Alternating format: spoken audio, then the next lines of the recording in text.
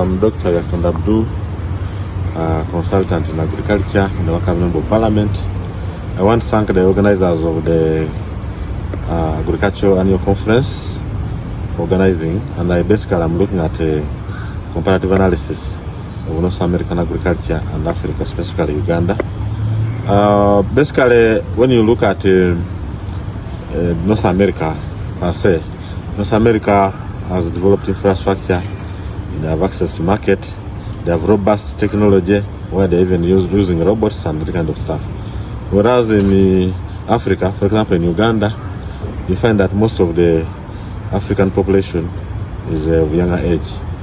Actually, in Africa, we have the age of between 14 to 24 years. These are over 80% of the population. In Africa, out of the population of 1.4 billion people, 200 million are youth, and these are the unemployed people. So basically in North America, we are looking at access to technology. These have a very big advantage of technology, access to market, and then of course we are looking at developed infrastructure, which are some of the key aspects that help propel the growth of agriculture in the North America.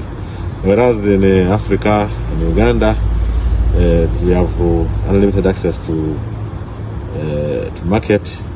They lack technology transfer, lack of government policy, the number of things they lack, subsidies, which actually curtails the development of agriculture in Africa. But you realize that most of these have similarities. For example, they are all aiming at empowerment. Same for the Africa, the level of empowerment is very low. And of course, we are looking at they are all looking at commitment to groups and community empowerments. These are very key in the development of agriculture sector.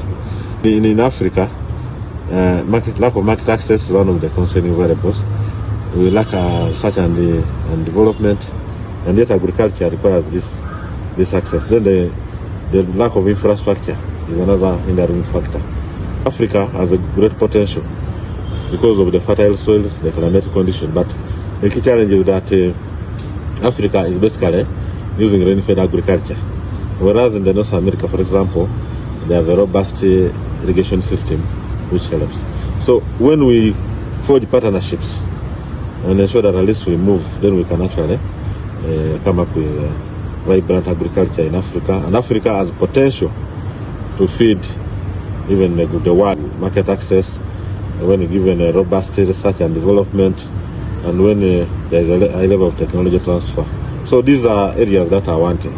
So I urge the participants and of course organizers of the Agricultural Annual Delegates Conference to ensure that at least we focus on these areas. The issues of hunger are quite critical because in Africa, despite all the fertile soils, despite all the favorable conditions, over 200 million people face starvation. Of course, why? Because one, there is no value addition on their produce. We have not mitigated post-harvest losses, and of course, the production is actually using rudimentary tools like hand hoe. All these are very constraining variables that we need to factor into and ensure that at least we move. So I would urge that at this conference, we should ensure that at least we move along those areas and promote agriculture. Yeah, so Honorable, thank you very much for your presentation. It was a wonderful one. But beside that, we have a question for you that you should answer. It goes like this: that what specific technology innovations or practices from North America do you think could be adapted to suit the agriculture content in Africa, and what challenges might arise in the process of adoption? Yeah, thank you very much. On technology, I think we need to adopt and ensure that we adopt the technologies that are in North America. For example, when you look at issues of the GPSs, issues of the irrigation, all these are technologies that are appropriate. And I must say, when we adopt these technologies, then we can increase on the production. For example, if a farmer is getting less than a ton, then they can get metric tons out of the using these technologies as they are used in North America. People are using robots to monitor their garden. The virgin and rampart soil in Africa can help really produce a lot of food. Second question, considering the infrastructure and market assessed challenges in Africa, what are some of innovative solutions or strategies that have been successfully in overcoming these barriers in other development regions? I think what is important here is that one, we need to look at the policy directives.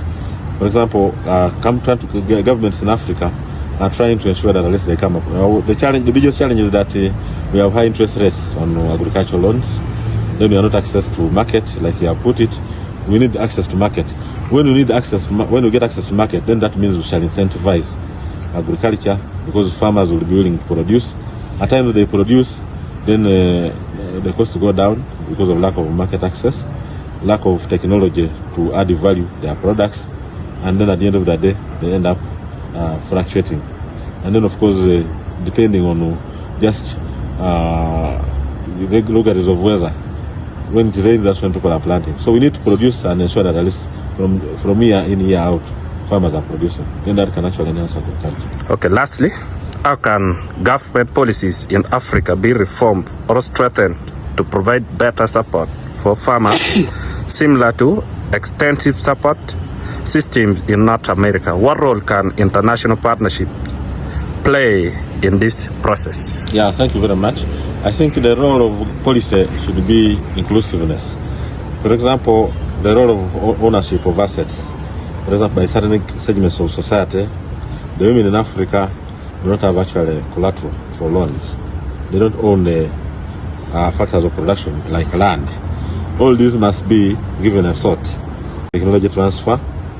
We need to access market, and we need to ensure that at least we can produce using the technologies that have been adopted in the developed countries like North America, and then that can actually enhance agriculture in the Africa region. Thank you very much for your time.